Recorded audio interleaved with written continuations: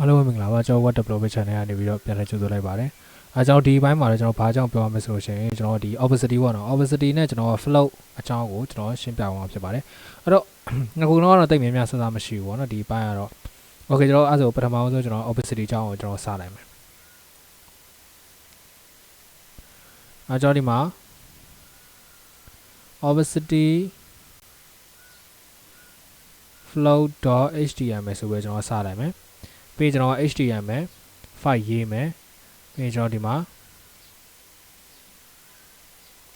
Opacity and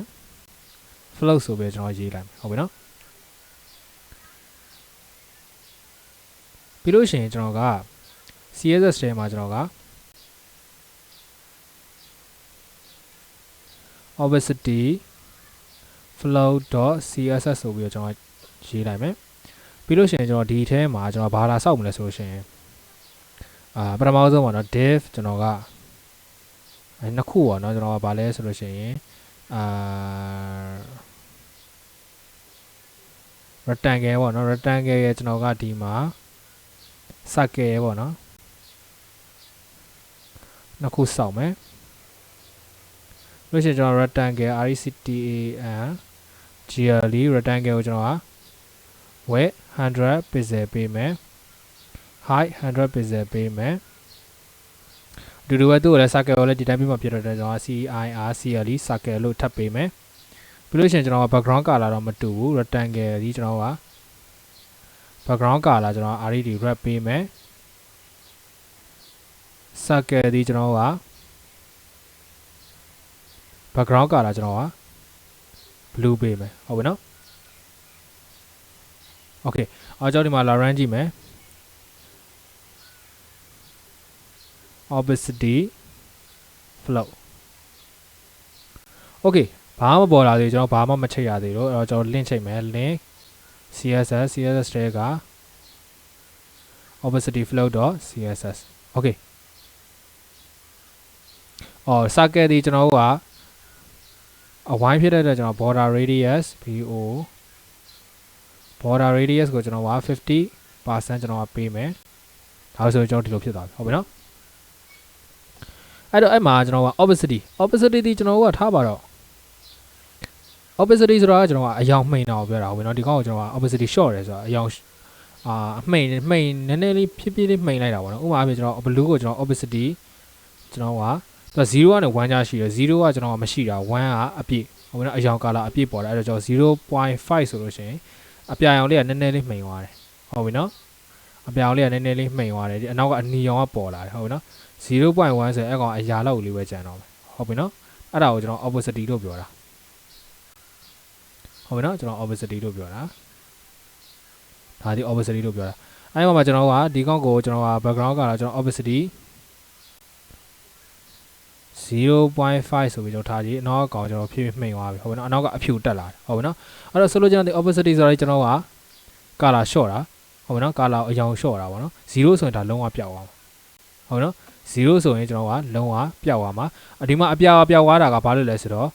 အပြာဒီကျွန်တော်က circle ဒီ rectangle ထဲမှာရှိတယ်ဟုတ်ပြီနော်ကျွန်တော်ဒီကောင်ကိုဖြတ်လိုက်မယ်ဒီမှာပေါ်တယ်ဟုတ်ပြီ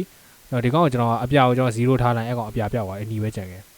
ဟုတ်ပြီနော်အဲ့တော့အပြာ1ထားလိုက်ရင်ကျွန်တော်ကဒီကောင်အပြည့်ပေါ်တယ်ဟုတ်ပြီနော်ဒါဒီကျွန်တော် opacity အကြောင်းဘာမှတိတ်များများစဉ်းစားမရှိဘူး opacity ကဒါပဲဟုတ်ပြီနော်ပြီးလို့ရှိရင်ကျွန်တော် flow ကကြတော့ကျွန်တော်ကဒီမှာကျွန်တော် list လေးကျွန်တော်ထပ်ထည့်မယ်ဟုတ်နော် list ကျွန်တော်1ကျွန်တော်ဟိုဘက်ကကောင်ပြန်ကူးလိုက်မယ်ရှေ့သင်ခန်းစာအကောင်ပေါ့နော်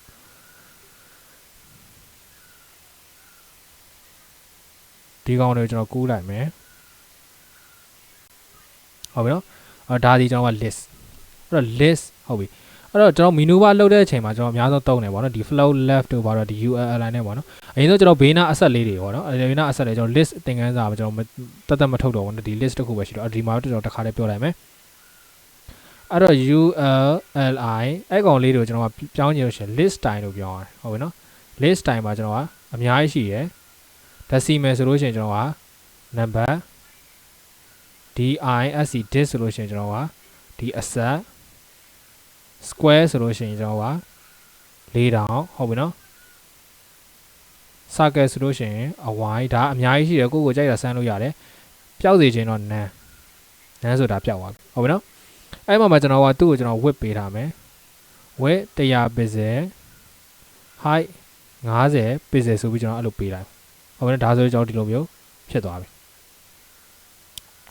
အဲ့မှာထားပါတော့ကျွန်တော် vertical alignment center ယူခြင်းလို့ရှိရင်ကျွန်တော်က line height line height ကိုကျွန်တော်က50 pixel ပေးမယ် text align ကို center ပေးမယ်ဒါမျိုးလေးဖြစ်နေပြီဟုတ်ပြီနော်အဲ့မှာကျွန်တော်ဒါ border ထပ်ခတ်ခြင်းနဲ့ရတယ် border 1 pixel solid အနီရောင်ဆိုလို့ရှိရင်ကျွန်တော်ဒီမှာဒါ border ခတ်တာဟုတ်ပြီနော်ဘေးနားကောင်ကဘာလို့ပို့နေလဲဆိုတော့အဲ့ကောင်ကအဲ့ဒါ UL မှာပို့နေတာအဲ့တော့ကျွန်တော် UL မှာကျွန်တော် default padding ဝင်နေတာပေါ့နော် padding ကျွန်တော်က0ထားလိုက်အဲ့ကောင်ဒီဘက်ကပ်သွားပြီဟုတ်ပြီနော်အဲ့တော့ဒီကောင်ကိုကျွန်တော်1 2 3 4 5 6အလေအားဖြစ်ချင်လို့ရှိရင်ကျွန်တော်ဘာလုပ်လို့ရလဲဆိုတော့ဒီ li ကိုကျွန်တော်က flow left ဆိုပြီးကျွန်တော်ပြောင်းလိုက်အကောင်လုံးကျွန်တော်ဘယ်မှာလာကတ်တာ1 2 3 4 5 6ဟုတ်ပြီနော်1ကဘယ်မှာကတ်တယ်အပေါ်တက်ပြီးတော့အပေါ်တက်တယ်ဘယ်မှာကတ်တယ်2ဒီအပေါ်တက်တယ်ဘယ်မှာကတ်တယ်3ဒီအပေါ်တက်တယ်ဘယ်မှာကတ်တယ်4အပေါ်တက်တယ်ဘယ်မှာကတ်တယ်အဲ့လိုပဲသွားတယ်ဟုတ်ပြီနော်ဒါစီကျွန်တော် flow left flow right ဆိုလို့ရှိရင်ကျွန်တော်ညာမှာသွားကတ်မှာဟုတ်ပြီနော်ညာ1 2 3 4 5 6 1ညာရင်ကတ်တယ်2ညာလာကတ်တယ်3ညာလာကတ်4ညာလာကတ်တယ်5ညာလာကတ်6ညာလာကတ်တယ်ဟုတ်ပြီနော်အဲ့ဒါဒီကျွန်တော်က flow left flow right ပြီး flow မရှိဘူးဆိုရင် flow none ဟုတ်နော်ဒါ၃ခုပဲရှိတယ် flow ရဲ့ property ဟုတ်ပြီနော်အဲ့မှာကျွန်တော်တို့ကထားပါတော့ flow left ကတ်လိုက်ပြီဟုတ်ပြီအဲ့မှာကျွန်တော်က3ပေါ့နော်ဒီ3ကို3ရဲ့နောက်4 5 6ကိုကျွန်တော်ဒီမှာမကောက်4 5 6ကိုတော့ဒီမှာပဲထားမယ်ပေါ့နော်အဲ့မှာပဲအောက်မှာပဲခုနအတိုင်းထားမယ်ဆိုလို့ရှိရင်ကျွန်တော်ဘာလုပ်လို့ရလဲဆိုတော့ကျွန်တော်က UL li 3တခုတည်းပေါ့နော်3တခုတည်းဆိုလို့ရှိရင်ကျွန်တော်ကand shine 3ပေါ့နော် and shine 3ဆိုလို့ရှိရင်ကျွန်တော်ကဘာလဲဆိုတော့အဲ့မှာကျွန်တော်က clear ပေါ့နော်သူ့ကို float ထဲမှာပါစေ clear ကျွန်တော် left ဆိုပြီးထားလို့ရတယ်ဒါပေမဲ့ကျွန်တော်ဒီမှာ bold ဆိုပြီးထားတယ် bold ဆိုတာဘယ်ရောညာအောင် clear left ဆိုတော့ကျွန်တော် float left ကိုပဲဖယ်လိုက်တာ float right မပါဘူး clear right ဆိုလို့ရှိရင် float right ပဲဖယ်လိုက်တာ float left မပါဘူးဒီမှာကျ clear bold ဆိုလို့ရှိရင်တော့ float right ကို left ကိုတခါတည်းသူကဟောဖြစ်ပြီလားအဲကြောင့်ရှင်ကျွန်တော်3ဆိုတော့ကျွန်တော်3ရဲ့အောက်က3 4 5 6ကျွန်တော်မပါဘူးဟုတ်ပြီနော်အဲ့တော့အဲ့မှာကျွန်တော်က4ဆိုလို့ရှိရင်ကျွန်တော်ဒါမျိုးကျွန်တော်ဖြစ်သွားပြီ1 2 3 4 5 6ဟုတ်ပြီနော်အောက်မှာကျသူ့နောက်ကိုမလိုက်ပါဘူးဟုတ်ပြီနော်အောက်မှာပဲကျွန်တော်ကြံခဲ့တာဟုတ်ပြီနော်အဲ့မှာကျွန်တော်6ကိုကျွန်တော်ဟိုဖြစ်ချင်လို့ရှိရင်ကျွန်တော်ကဒီမှာ UL li and chai sorry and chai မို့တော့ကျွန်တော်က less chai နောက်ဆုံးဆိုတော့ less chai ကိုကျွန်တော်က clear bold ဆိုပြီးကျွန်တော်ထားလိုက်ရင်ဒီကောင်းဒီလိုဖြစ်သွားဟုတ်ပြီနော်အော်ဒါဒီကျွန်တော်တို့က clear bold နဲ့ကျွန်တော် clear flow left ပေါ့နော် flow left right ကိုကျွန်တော်အဲ့လိုပြန်မရှင်းလို့ရှိရင်ကျွန်တော်ပြဿနာရှိနိုင်တယ်ဆိုလိုချင်တာကဒီမှာဆိုလို့ရှိရင်တော့ကျွန်တော်ပြဿနာမရှိဘူးဥပမာပဲကျွန်တော်ဒီမှာ UL line ကိုကျွန်တော်နောက်ထပ်ထားမယ်ကျွန်တော်ဒီနေရာမှာကျွန်တော် OL ဆိုပြီးကျွန်တော်ပြောင်းလိုက်မယ်ဟုတ်ပြီနော် Okay အဲ့လိုကြောက်ရှင်ကျွန်တော်ဒီမှာပြဿနာတက်ပြီတွေ့လား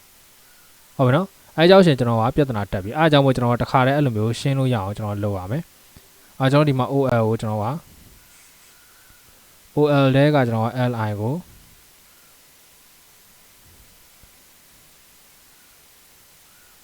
clear ပို့ထားကြည့်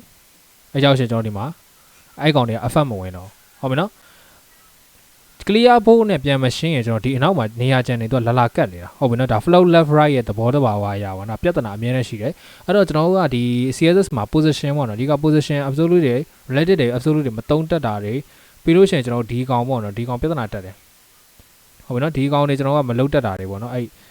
flow left right ပေါ့နော် flow left နဲ့ right ကိုကျွန်တော်ပြန်မရှင်းတက်တာတွေဆိုလို့ရှိရင်အဲ့လိုမျိုးခုနလိုမျိုးအဲ့ဒါတက်တယ်အဲ့ကျွန်တော်ဒါဒီ clear board တွေညို့အများနဲ့ပြန်ရှင်းပေးရမယ်ပေါ့နော်ဒီလိုပြဿနာတက်ခဲ့ရင်ပေါ့နော်ဥပမာ flow left right ကြောင့်ဒီလိုမျိုးပြဿနာတက်နေပြီဆိုလို့ရှိရင်ကျွန်တော် clear board နဲ့ရှင်းပေးရတယ်မရှင်းရင်ခုနအတိုင်းဖြစ်တတ်တယ်